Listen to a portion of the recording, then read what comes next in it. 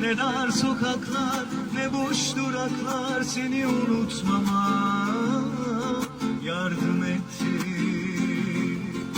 Senin küçük bir elveda böyle büyük bir aşkı bitirebilir mi? Ne sanıyorsun?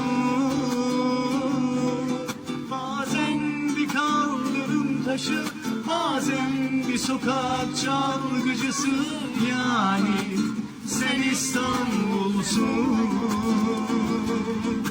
Senin küçük bir elvedan böyle büyük bir aşkı bitirebilir mi? Ne sanıyorsun? Bazen Kanlıca sahili, bazen yalnız Kız Kulesi, yani sen İstanbul.